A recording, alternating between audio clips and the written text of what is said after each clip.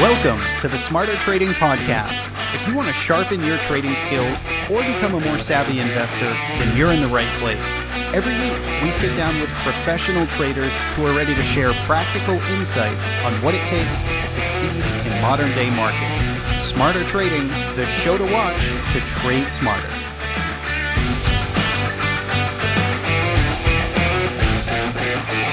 Evan Medeiros is the founder and CEO of The Trade Risk. All opinions expressed by guests are solely their own opinions and do not reflect the opinion of Evan or The Trade Risk. This podcast is for informational purposes only and should not be relied upon as the basis for investment decisions. Evan and guests may maintain positions in securities discussed in this podcast. Hello, everyone. Welcome back, and thanks for tuning in to another episode of Smarter Trading. I'm your host, Evan Medeiros, and today I am joined by Suri Duddella. Suri is the author of SuriNotes.com and has been a private trader for the past 26 years. He uses proprietary pattern recognition models to trade, and his research has been reviewed and featured in Forbes, Barron's, Money Show, Active Trader, and that's just to name a few. Suri currently publishes a weekly magazine called Chart Pattern and Algo Trader. Suri, welcome to the show. Thank you. Thank you, Evan. Great to be with you. Awesome. So, I've had the privilege of knowing Suri for the past 5 years or so. He runs a local meetup group, which is entirely online now. So we could probably even, open it up to even more people. But it's the Northwest Technical Traders Association. I've had the honor of presenting there multiple times. We've traveled together to some different conferences to speak at, and I've learned a tremendous amount from Suri over these years. So I'm excited for this. And before we get into all the good stuff that's happening present day, take us back in time a little bit. You got started back in the 90s. Talk to us about your background and how you got started. Fantastic. Thank you. Thank you. Well, my original background is truly engineering, but actually before that engineering, I truly love mathematics. So I come from a family of, I guess all of them are engineers, but we are mathematicians primarily. So mathematics is, in our, like all of us, every one of my family members, both my mom's side and my dad's side, we are all engineers. So we came, to the US. A lot of us are in the US, and we come to the US for studies, and then we continue on going for that. So primarily, when I came to the US, I came to study my passion was at that time was robotics. So because that was if you remember it, in late, I guess in the beginning 90s, it was robotics was just evolving it. In fact, today only I just saw the Boston Dynamics. They just launched a new application. It was on CNBC today, and I still get incredibly nostalgic about it because I understand the logic and I understand that part of it. Although I left robotics in late 90s, I believe we'll call it. But robotics actually, that particular science actually taught me quite a few things. First of all, it's a mechanical engineering. That's what my training is in. But also it's electrical engineering. It's an interdisciplinary field where you need to know electrical engineering, mechanical engineering, but on the top of it, computer science. So computer science, it just brings back into it. But all the underlying is the mathematics kind of thing. So that's what got me into purely engineering, and I absolutely love that side of it. So that brought me to actually, being in the computer side of it. So I used to develop these computer vision models for the robotics applications, and also like some of the automation plan. I worked in different big industries, where they would use these robotics as the main platforms for them. So when I was there in 90s, the internet was just evolving at the time. So I was actually got hooked on it. I knew that I wanted to be doing something with the internet. I knew that would be the future. So I went and got a certification myself so I knew a lot about the programming. So I learned myself about a lot of internet at that time, the basic coding. But then I got interested in actually some type of a security, like internet security side of it. So I went and got a small degree for it, pretty much. I got an official degree for like a security specialist. So that actually brought me to the other side of the industry, which is the programming side. But on the other side, it took me to a bank, which is actually where they need some type of a security specialist. So I moved from a robotic side to this banking side of it, where they were using this security. They were using this internet security. And that actually opened doors for me to get into an utility industry where they were building a utility platform where the power utilities are also traded like the stocks in the US. So that's actually my first entry into actually the trading side of it. So there I was around traders where I learned how to actually write, these trading algorithms, which are mathematical algorithms, which as I said, which I love mathematics. And then of course it's coding.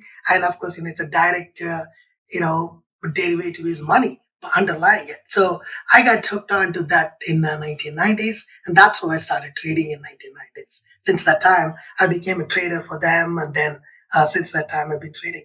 That's how my passion is, and since that, as I said, I still love my engineering and robotics side, but right now that is my focus. So you kind of fell into it a little bit. I mean, it wasn't necessarily on Exactly. your radar. Absolutely, it wasn't because when I first went into it, I knew what they were doing it, but I wasn't. It's not my domain, right? It's someone else's domain. But when I was around traders, there were traders who were actually purely traders. So where I could actually learn from them and tell them that this can be coded, this can be done differently, and they were excited because they wanted to do that. They didn't know how to do it, and I was excited because I knew that both the mathematics and the coding side of it. So I would just kind of fell into it, and that's where I learned. I found my passion. Sometimes the destiny drives you. How did you actually get involved from there? What was the path to making your Right. first trade and kind of set up that scene for us?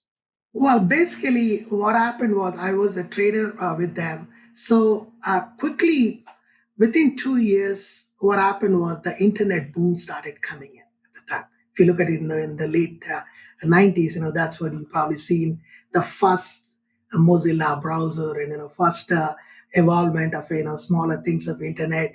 Probably email is latching, and then the first online brokers were starting in. So I actually got interested in with them, and I was only writing algorithms for them.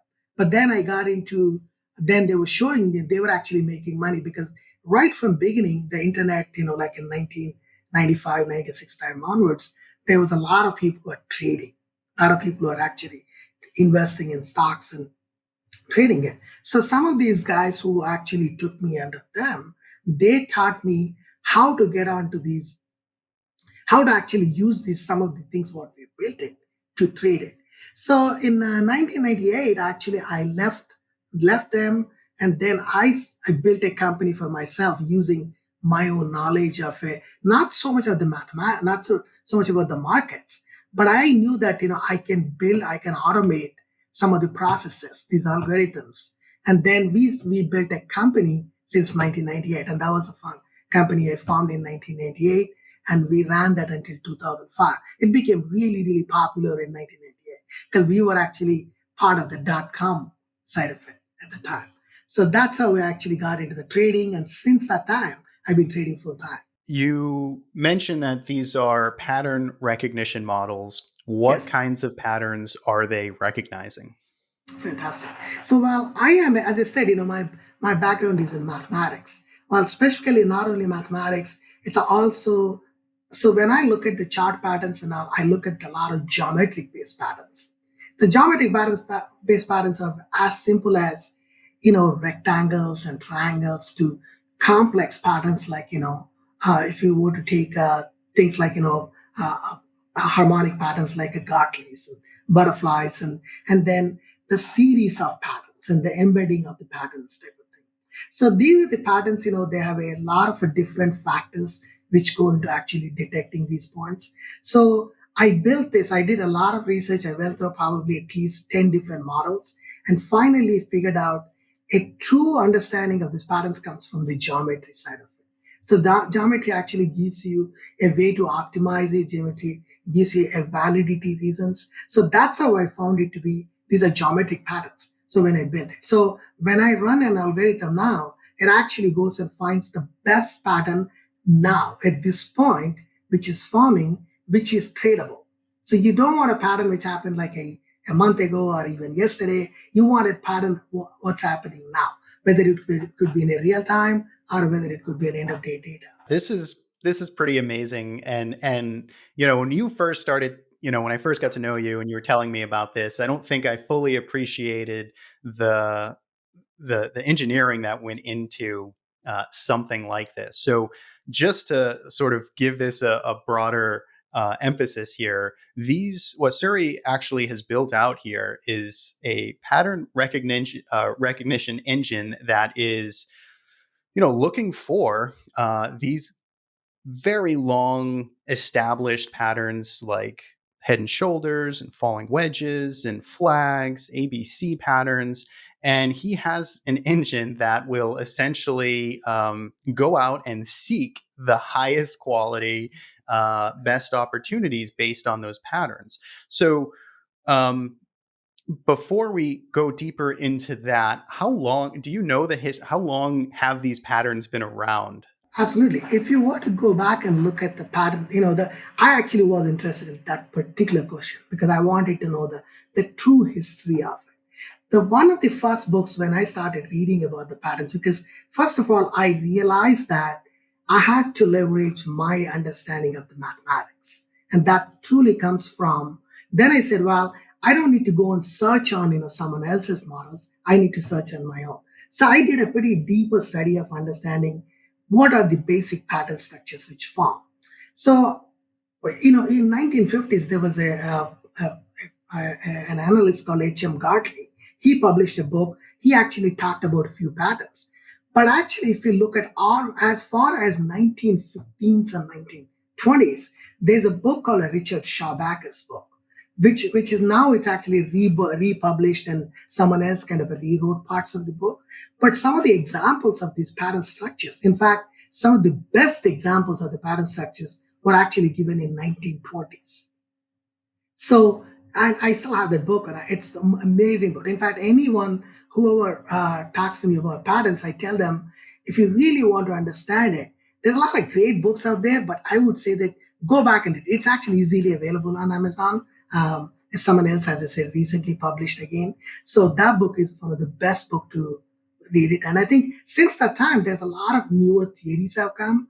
So harmonic patterns is something later, even though Gartley actually talked about harmonic patterns, but actually the true idea of applying the Fibonacci ratios to the harmonic patterns was given in my book. Scott Carney did a phenomenal work, and he has also published a lot of books, and his work is, so I actually learned incredible amount of that from his books. So there's some great books out there and great theories. There's a lot of people publish it too. So that's my contribution to it. Is I actually wanted to take these patterns and build some type of a standardized rules, because what we have is a lot of analysts have their own rules. What we don't have is a standardized ways to say, how far the head and shoulder should go, what is the width should be, even cup and handle, what should be the width of the analysis. So that's my research. So that should be my contribution to that. And that's awesome, and that's why I consider you the pattern king, and this is why I'm always very careful in my analysis to use these labels and use these patterns, because I know that there's a lot that goes into the right ones. Like there's a time sequence to it, there's a certain depth and ratio, all of these things matter.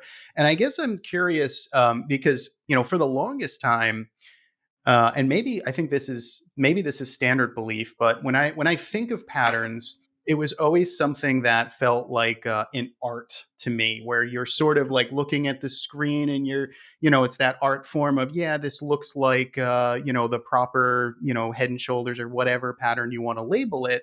But you've clearly taken that, and like you just mentioned, you wanted to help standardize that. You've brought it more to the science side. So I guess. The question is it a problem if people are treating this like an art? Is there a danger there for people to Yes, interpret it? I think this is the issue with pattern recognition, is because for historically, if you have let's say a simple stochastics or an indicator like MACD, These are based on a very simple mathematical formulas, right? Where you could write these things in like 3-4 lines of code, right? And supply the data feeds to it. And it would give you the results of a whether histogram or a curve or something, right? So where you can go and analyze these parts of it. And then whether you have a mathematical background or you do not have it, you can easily grasp this concept saying, hey, when this number is above 70, it's an overbought. When its number is below 20, it's an oversold. And then you buy these crossovers. So these are very simple concepts. And they can be easily coded in a simple equations you could do it in Excel, you could do it in any simplest of languages. So that's how the indicators evolve. But whereas a pattern recognition, when pattern recognition is now you're talking about a series of points to say, not just drawing the point A to point B to point C and say that there is a pattern structure. It's actually saying what's the validity of it, right? So now it becomes a complex thing.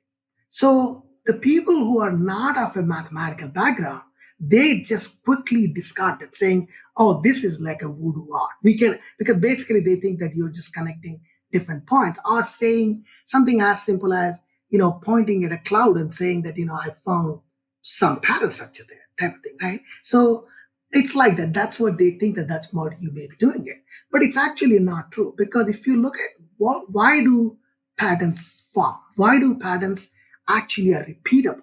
Why do patterns are reliable, at least in my book, right?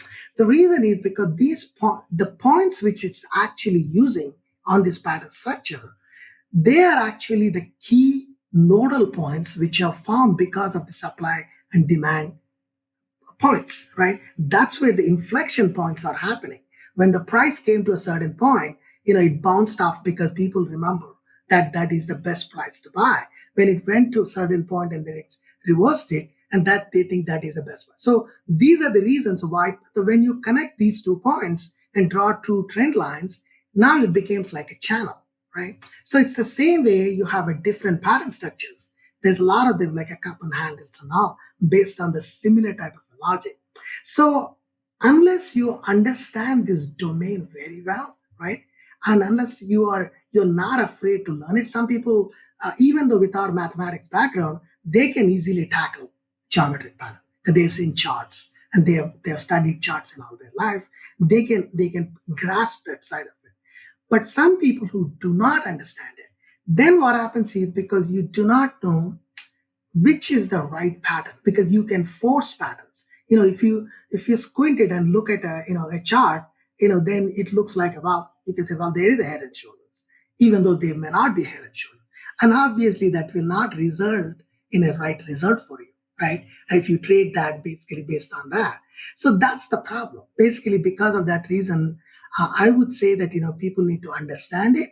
People just need to understand, not necessarily all of them, just understand a couple of patterns, 1 or 2, and then study them so well, so that way they can understand exactly whether it's valid or not valid pattern, and can you actually trade them. Yeah, that makes a lot of sense. It's the old, I mean, in some respect, I mean, you're automating this process to sort of protect your own self too, and your own biases, right? You don't want Absolutely. to squint at a chart hard enough and say, yeah, this supports my narrative. I should be long this stock. There's a proper base here. You actually have the rules to help you, That's yes, right. no, right. So Yes. that makes a lot of sense. And the reason you touched upon there, these patterns have been around for decades. They're going to continue to be around. And the reason they're important, the reason they work, is because it's based on underlying supply and demand principles, right? I Absolutely. mean, That's right. these, like you say, they have the significant inflection points. Traders pay attention to it. And that's why they repeat. And that's why they sort of continue to work. I want to talk a little bit, because I've heard you talk about morphing patterns, or patterns that sometimes, looks like they're developing one way, but then they sort of Yeah. transition. Do you have any thoughts on that? Absolutely. I mean, imagine this, right? Because we have a set of rules which should conform to a pattern structure, it doesn't automatically means that the prices of the markets need to follow that to the teeth, right? Because when there is a bearish markets are happening, any kind of a bullish pattern will fail. So when that happens, we need to really understand that, because patterns is nothing but a tool. It's like how you use any type of indicator or a setup in any analysis. None of this is a hard science. Say that because there is a channel form, because there is a channel breakup happen, it doesn't mean that it's exactly going to go to the targets which we wanted it to achieve it. Because of that reason, you always have to keep in mind that these patterns could be forming some other pattern structure too. So what I do not do in my science, and I found it to be completely valid, is what I do not do is, if I have a structure which is supported by, there's another concept called a market context, which I talk about it too. If it is supported by the market context in that particular time frame, and which actually absolutely validates it, and if I'm interested in taking the trade, I take the trade, and then I would not think about looking at the other stuff, like saying that, well, in other time frame, something else is happening. So I am not a big fan of the multiple time frames, although I think it's a valid theory, but I don't want to mix them together. Let's just suppose if you're trading a daily chart and thinking that, oh, in a weekly chart, it's showing me a bearish pattern, something else, and maybe I should think about that. That only confuses people pretty much. Especially imagine that if you have a discretionary trader and you have these multiple charts showing you different things. It's almost like wearing, 4 different watches on your hand. You don't know what time it is, because all of them will probably show you different times. So that's the reason. So you have to be willing to adapt. You also have talked about patterns that fail. And so there, to me, when I first heard that, I just assumed, well, you put on a trade, pattern fails, I guess you get stopped out and that's it. But you actually seem to believe that there's something you can learn from that, right? Like you have Absolutely. information from failed patterns. Talk to us about that. Right. So the failed patterns also actually are actually, sometimes they're actually far better trades than the pattern itself when it's forming. One of the reasons is the pattern when it's forming in, let's say suppose if it took almost like 4 weeks for it to form, right? So your expectation should be, in order for it to reach at least your first decent target is 4 weeks, a basic rule, right? But let's just suppose if a pattern failed, right? When the patterns fail and then actually break down below those, the trend support lines, it actually gives you a profit, far quicker. So now these patterns are a lot more vigorous, and they trade on the opposite side much more faster. So in that case, sometimes the failed patterns are better. So it doesn't mean that you can always do this, because sometimes, as I said, patterns form, they fail, and then they reform, and they refail. So you do need to completely consider one particular point is, you always need to say that I'm trading a pattern which is happening here because of a certain market context condition, right? So if the market context is also failing, right? Let's just suppose you have a pattern structure which is about 200 period moving average, let's say. And then if the pattern failed and it's also falling below 200 period moving average, now you have two points saying that this is actually going to be, it's absolutely a failure, right? Because in order for it to reform, you need to have two things. The price has to retrade it back above 200 period, and also the pattern needs to form in the same type of structure, what it was, in order for you to trade it. So these things may not happen. So in that case, you do need to understand that, is it happening just because of a temporary, like a 2-3 bars, or is it going to be continuous type of thing? If you look at, for example, take these, most of these Chinese stocks in the last 2 weeks, right? All of these Chinese stocks have performed significantly well in the end of the year, and almost into the last 2 months of it. But just in the last 2 weeks, majority of the patterns, if you look at take Baidu, NTES, Baozun, KWeb, all these stocks were showing one single pattern, right? Which were the head and shoulder patterns, right? When I started thinking about it and when I started talking to friends, very few few people actually believed that these things are actually going to break down because there was no news which is coming from there because we thought the China would continue to perform. But all of them were showing the same pattern structure and they all failed. And they all failed and they failed. So they all broke down and they all continued in the same direction. And even today, it happened the same thing too. So that's what is the key, is to understand the failure side of it, to see what's happening. And you can also see from different market structures, different indexes to see, whether this pattern works out or not. Yeah, that's great. And I mean, it shows someone here that has sort of mastered this style of trading, because when I talk with traders that maybe consider themselves pattern traders, they get very bought in and emotional on a single pattern, right? There's this beautiful cup and handle, forming over the past 1 month or 2 months or 3 months. But when I hear you talk about this, I mean, the ability to adapt, the ability to recognize patterns morph, the ability to recognize patterns fail. I mean, it clearly shows someone that is taking hundreds, thousands of these and you're looking at the long-term success rate, and you've done that. You've actually broken out success rates amongst patterns, right? Yep, without a doubt. So that's, I think, a super important distinction for anyone that's, either starting out or trading patterns themselves. Now, along that same line, market context, I probably hear you talk about market context just as much as patterns themselves. Talk to me about market context. What is it? Why is it important for pattern trading? As I said, in my, when I first started learning about markets or anything, right? I knew nothing of market context, although we were learning market context. The market context is something which every trader has a theory. Like you say that, when there is a 50 period moving average crossing 200 period, it becomes a golden cross and it's actually going to trend up. So, or when it's coming down, it's going to trend down. Or people talk about prices actually bouncing off of pivots, or reaching a support, or reaching like a previous price points, or a previous new highs or previous new lows. So all this is it's basically context. Everyone knows about it. But what people don't know is the markets actually, the prices fluctuate between these levels.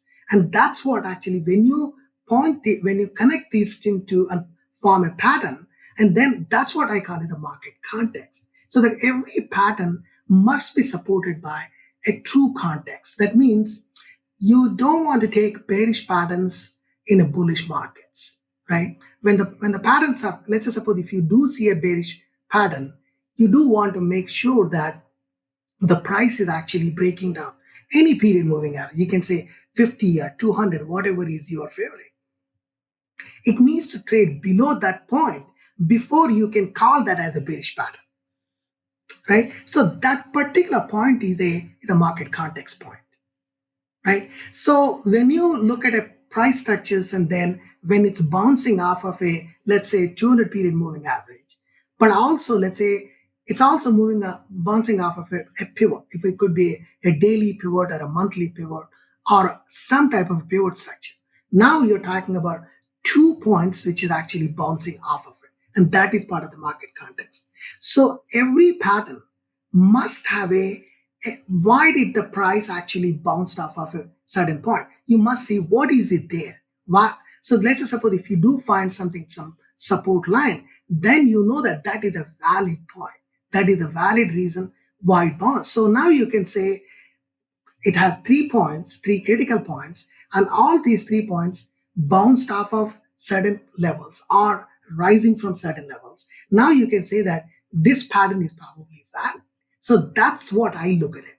When I'm looking at the patterns, I'm only pattern because patterns are all automated for me, completely automated. So, but I'm actually studying this market context to see why is this happening? Because I truly need to understand the pattern structure for me to trade it. At least I think everybody should be using it. So I also think most people should spend a lot more time understanding the context than a setup or a pattern or any of this, because they, as I said, these patterns are forming all the time, but you do understand what's happening surrounding. That's what actually gives you the success. Do you think someone could be successful trading patterns without any market context? If you just let your algorithms run just on patterns, no care for what the market's doing, what are your thoughts on what the results would look like? Well, the answer, according to me, is absolutely not. Okay, because as I said, the two things can happen. A pattern structures can be smaller structures, larger structures, kind of thing, right? But I also know there is no pattern which I can tell you that which is 100% right, right? And many patterns have just about 50 to 60% success rates. That's it, right? So in a trading, if you're talking about just a one-dimensional piece, which is just saying that it's just a geometric structure, but it doesn't have anything else to it, right? So I can bet you your success will be far below 50%, or even far lesser. I would say 30, 40%. So that's not considered to be a success in my book. Yeah, so important. Patterns on intraday timeframes, they obviously exist. Absolutely. Are they worthwhile? Are they as successful as the daily and weekly charts? Yes.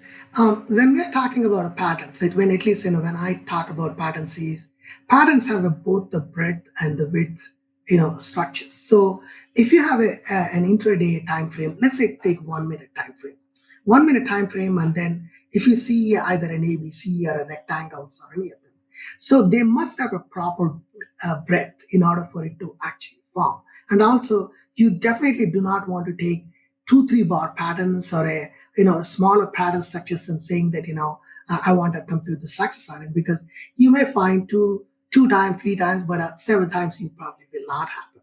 So it is absolutely valid to do it in an intraday time frame. I have done it. I used to do it in even a sub-minute charts, like a tick charts or even a range bar charts. Both of those are alternate charts. But I would think that they're more successful if you find a proper width and proper depth.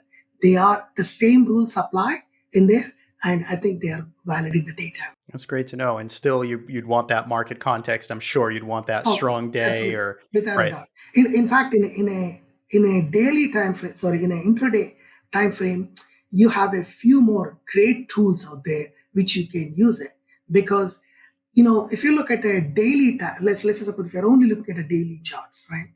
Daily charts, you can go and look at what happened on the market at the end of the day. How many advances are there, how many decliners are there, what happened with the some of the financials happening, or some of the the transportation sectors and all that. You can get that data to farm it, but you can actually see this data happening in real time in an intraday, right? And you also have a various components of a volatility changing from one zone to other zone, because that's what the prices are moving. And so all those things you can find those tools in intraday. I'm not saying that people should trade intraday automatically. I think intraday is a lot more difficult than the trading daily. I would say that intraday traders need to be thoroughly understand the markets before they put their money into it. I still traded intraday futures, but I would say that it's definitely not easy, and it's a lot more taxing on your I guess brain, pretty much, to trade them. Yeah, that is a reoccurring tidbit of advice, especially from someone seasoned like yourself. Everybody loves the quick day trading. Let's make a Oh quick yeah. buck. Let's trade some weekly options, but it cuts both ways. It is very difficult to do Well, so. some people are fortunate and they do find great trades, and but I tell you what, in the long run, it doesn't make them a true day trader or trader. There are some people who are brilliant, without a doubt. I've seen some greatest traders out there, day traders, but the record is not that great too. Yep. Totally agree.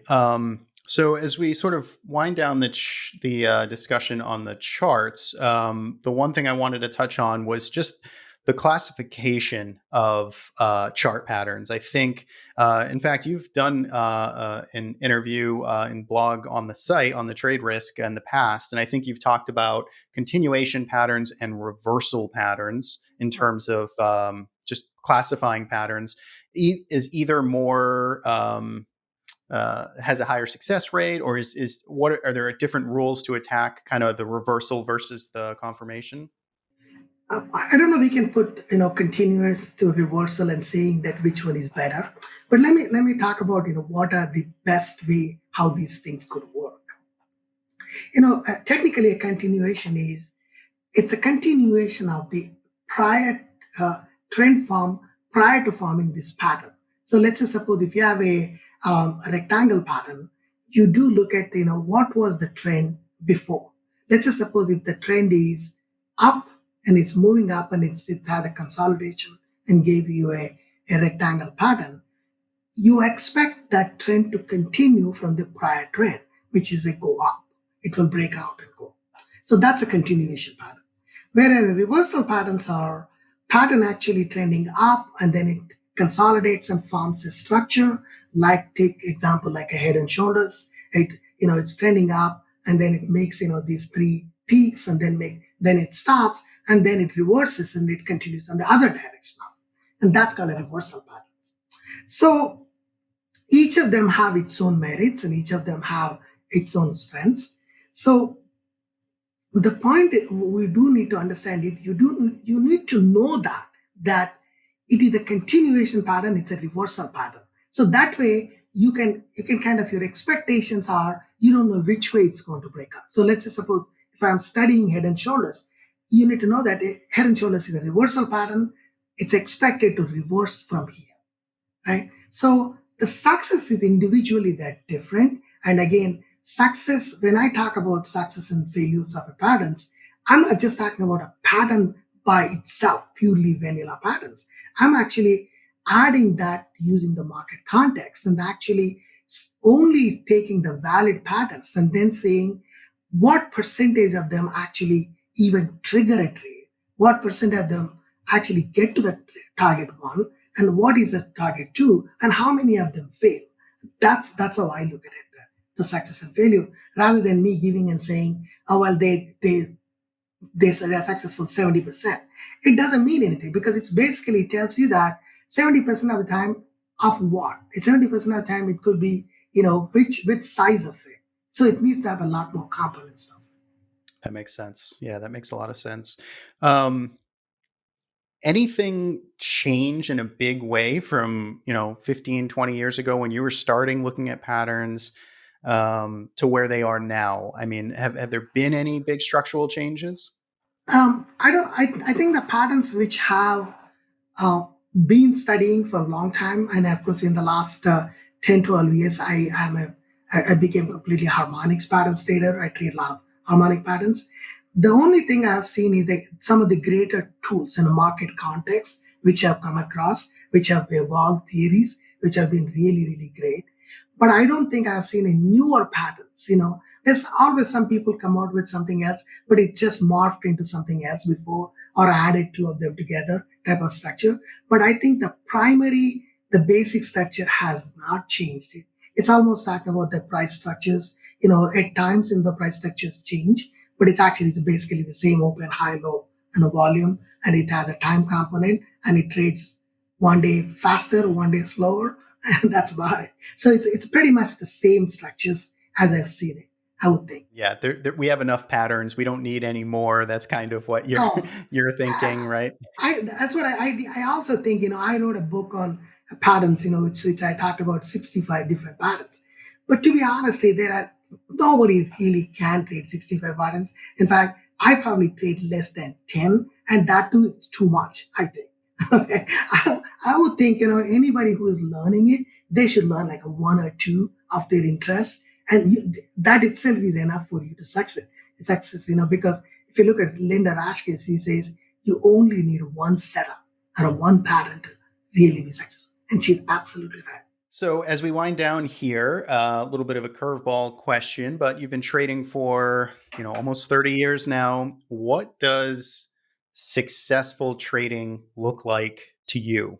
What does it mean to you now to be a successful trader in your shoes? Pretty good question. Well, first of all, as I said, success is basically for me is I truly, truly enjoy what I do. I get up every day at 3 o'clock in the morning. Okay. And everybody surprises that, hey, you've been doing this for so long. How could you do it? As I said, I can't wait to get to my computer, whether it's developing a trading model, whether it's testing a model, whether it's trading a model, right? So, and I am pretty much my own boss. So I really do not answer. And this is my living. I make a pretty good living from my trading. And so for me, that is a success. So basically, I found my happiness and I found my passion. Uh, there are times, of course, I also went through different types of in the life. So I know what it is, but I actually succeeded in that side of it. For me, that is the success. Um, you can put a number to it, or you can just not say, that this is it. And I also publish hundreds of articles and I write every day and I publish a magazine. I build these automation tools. That's what is my pleasure is, so, and then I trade all day, right from 6 o'clock in the morning until 1 o'clock, on the West Coast our time. So that's what gives me pleasure. That is my happiness. And then I have a lot of clients and I talk to a lot of friends like you. And, that's my pleasure. And that's what I call it success. That's great. That's so great. Is there anything we didn't talk about today, or anything else on your mind that you felt we left out? Either I think we definitely talked about quite a bit of important things, which is the greatest thing.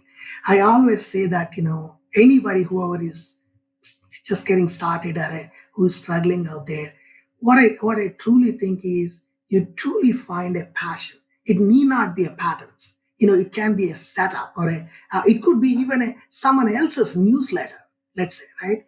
Or you find your own calling basically by actually internalizing that particular knowledge for yourself. So you do have to put a lot of time into it and a lot of effort. And then don't think that you can learn all the subjects. Nobody can. I probably know 0.1% of the entire trading knowledge of it. So I would say that just grasp onto that rather than looking at every single book or every guru out there, or reading everything about it. Because yes, you do need to read in order to find your passion, but after some time, you have to literally go and completely become an expert in one particular area. I think that's something a lot of traders miss it, because that's the reason a lot of traders are frustrated, because they're not completely honing their own skill rather than just looking at somewhere else.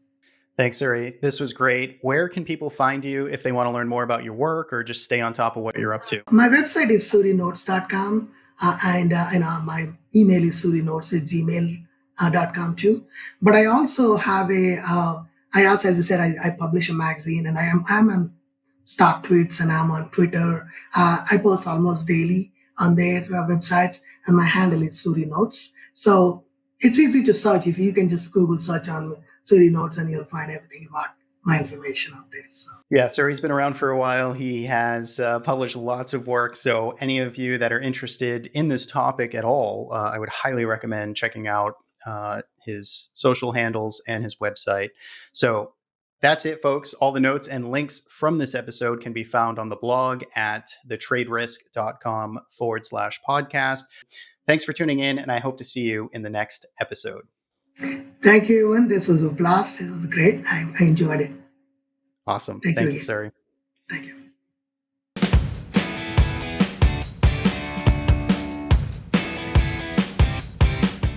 Welcome back to our extended version. We've got some charts in front of us. Suri's going to walk us through a few of the pattern and just the framework of how he looks at markets. So Suri, take it away. Tell us what we're looking at here. Fantastic. Thank you. Well, I brought quite a bit of charts, but I think, we'll just go through quickly a few of them. So one of the chart which I wanted to talk about, it is a Boeing chart. A Boeing, this is all the daily time frame charts. I'm sure you guys are seeing. There are 4 different pattern structures which is forming in Boeing. And I do have a currently position in Boeing, but I took it based on, first it had an ABC bullish pattern. cup and handle pattern which just broke out from this level of about 234, and then also it had a bull flag, and which you can see there too. And this also has a pretty little bit longer term pattern called an ascending triangle, which is just breaking up. Very rarely you will see all four patterns are showing this type of a structure. When this happens, you know that this is a pretty strong trending because all four of them are bullish. So I actually entered it far before when the ABC pattern gave me the structure. So I traded this. And then also, if you look at it, some of the E6, the trend at the bottom, even though it's at it's above zero, and it was showing that the trend is strongly up. So then I knew that it's a matter of time before it starts to pick up. So I took this is the trade, and so that's what I thought I would show you is a single pattern, single symbol which had got four different pattern structures. So let me show you another these are one. These are all on the daily chart, though, right? All or daily, we're all all daily time frame. And this is the reset. In fact, today also I pulled up today's chart. I don't know if you have that today. It actually went into this target one and then it retraced it back. It's forming a second flag. But today also Boeing was up quite a bit.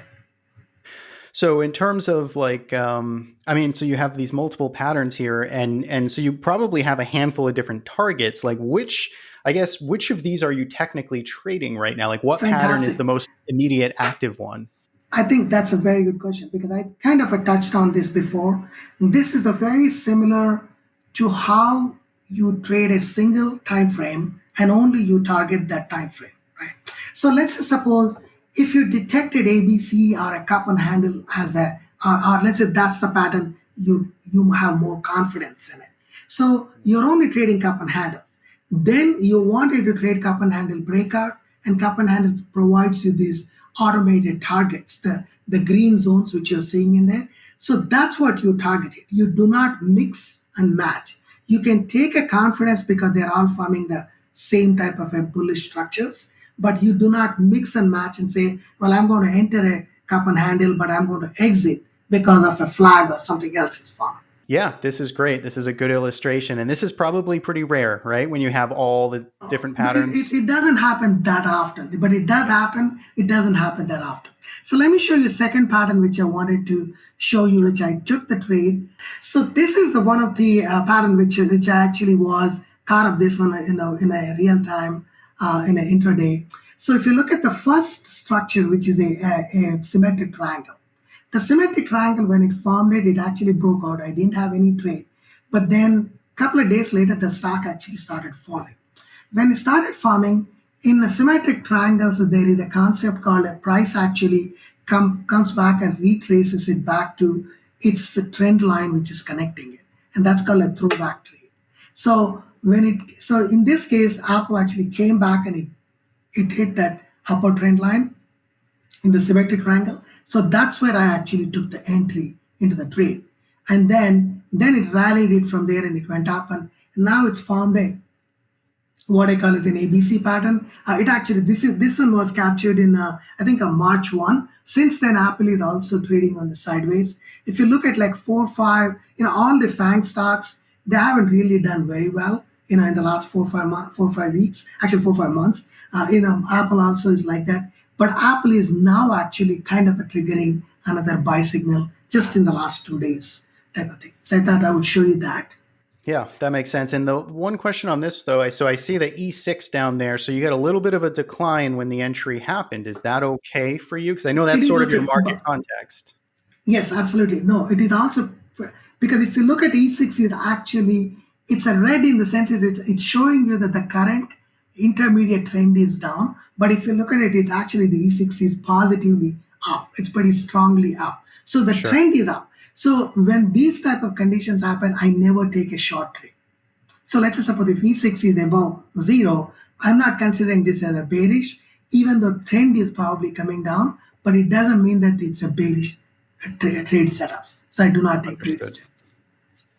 So let me show you quickly one more ABC before we move on to something else. One another phenomena which was going on in August, when the COVID was still really rising, but we got some news of vaccine was just coming in at the time. So we had all these charts which were forming an ABC pattern structures. So that itself is quite a bullish condition, saying that, well, first of all, there is a hope that we will have a vaccine, because even in August we didn't have a hope. And then I knew that once the vaccine comes and once we start distributing it, probably airlines, the hotels, casinos, and the hospitality sector is actually going to start picking up. So I actually took quite a bit of positions in a bunch of these stocks. So there was another one, if you look at it on airlines ABC on March 26th. So all the ABCs have actually hit the second targets, and I still on airlines, because basically there is a possibility that it still could go up, because so right now that's what the ABCs are doing it. So does it give you more confidence when an entire kind of sector, when you're seeing multiple Absolutely. stocks? Okay, Yes. it does. I mean, of course, it's kind of an underlying reason was right. I was lucky. I guess it's because we were able to find it, and hopefully we'll come out of this COVID situation. So already the airlines traffic has picked up, and that's the reason the airlines are coming. But if you look at all the airlines, were showing the same type of a structure, type of thing.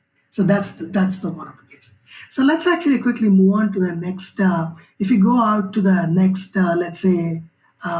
Let's go to the cup and handle pattern structures. Mm-hmm. Okay, cup and handle patterns. So these are let's see, Cisco. This is as of current chart, I guess. Yeah. Got it. Yep. This is currently just breaking out. In fact, just broke out even today. Cisco is up.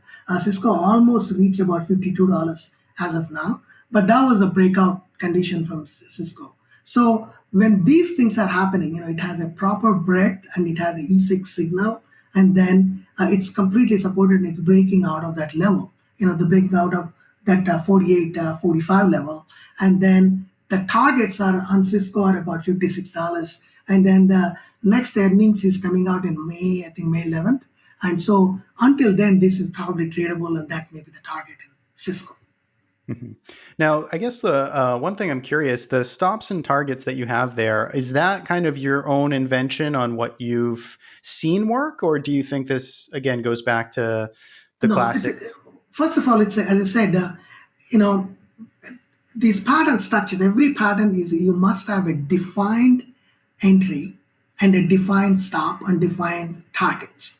So one of the thing is I use the pattern structures, and then I use the Fibonacci ratios to compute these targets, and then I studied these to see does it even reach this target one based on my computations. So then when patterns are completely has supported by the market context, they do tend to go to that at least 50% to 62% of the target levels. So these are actually computed. So this is my part of my standardization office, that this is how these should be traded. Even the stop on this is also like it's actually written. It's a half of the range between the handle range, and that's what is structured.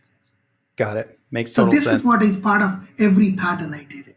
Gotcha. And then let's quickly look at gold. This is gold is currently forming in a pretty large. This is actually gold monthly chart, and gold. So it is a pretty large cup and handle, and right now it's still forming a handle itself. So if somebody wants to take think about it. If the inflation comes into the markets, that's what is expected, at least by the third quarter to fourth quarter of this year. If that happens, the gold will start performing, because people will start running into safety at the time, and gold is probably the stock will probably break out. So if that happens, then you have a much higher targets for gold. But right now, the gold is forming a cup and handle pattern. Yeah, I love this pattern too, because this is a monthly picture, and I know a lot of picture. Right. Gold bulls have been kind of freaking out in the short term, but when you look at something like this, you could be very optimistic in a longer term context. Right. In fact, I knew in the beginning of the end of year that gold actually reached that target of that the 2100. At that time, I knew that gold is going to probably trade sideways for the almost next entire year, because it's a monthly, right? It could trade for another 12 months on the sideways before it actually breaks out.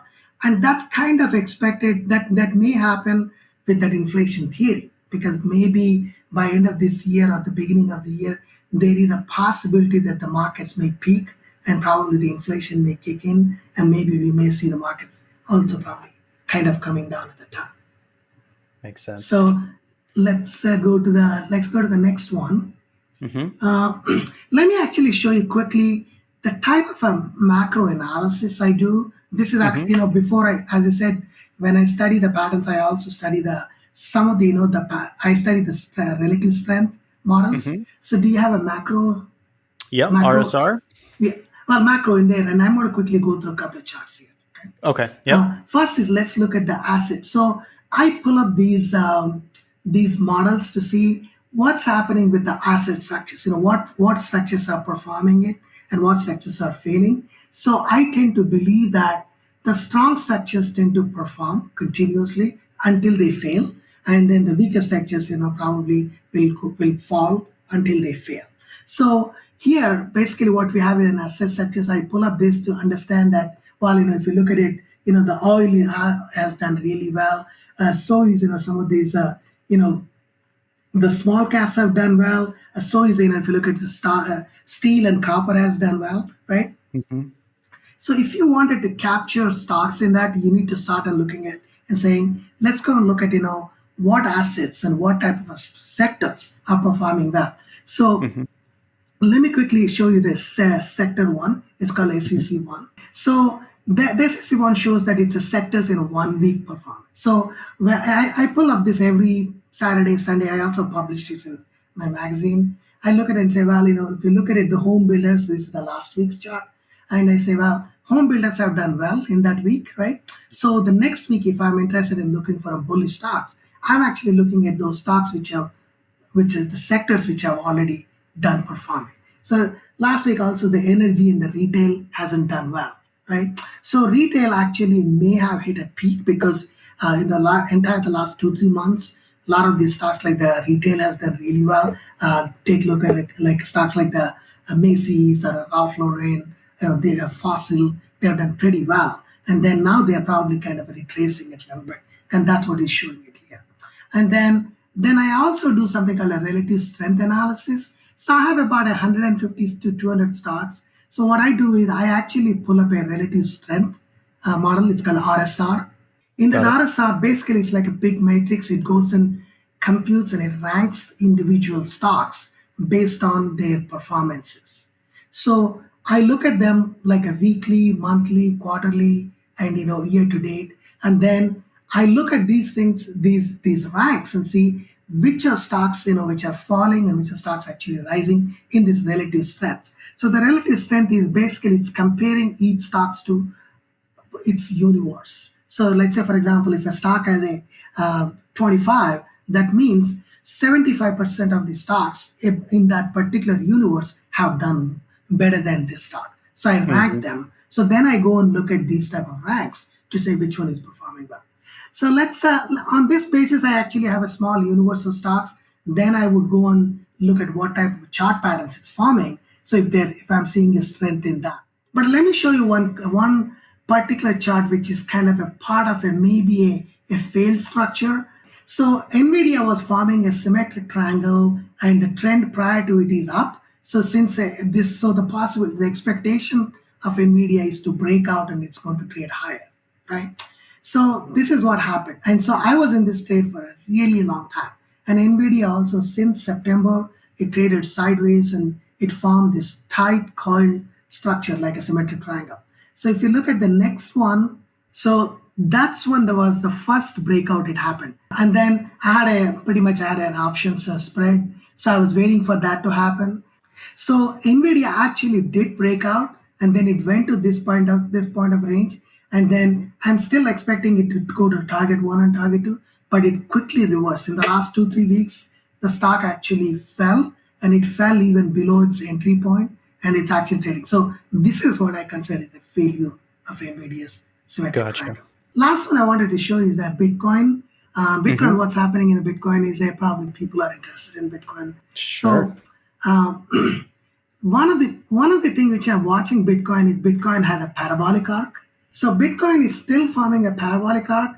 Only thing is it has not reached its asymptotic level. That means it did not go vertically in order to start falling. So, but it has some smaller patterns called flag patterns. So there is this flag pattern which actually broke out of this one. So the targets on it is it already reached the second target.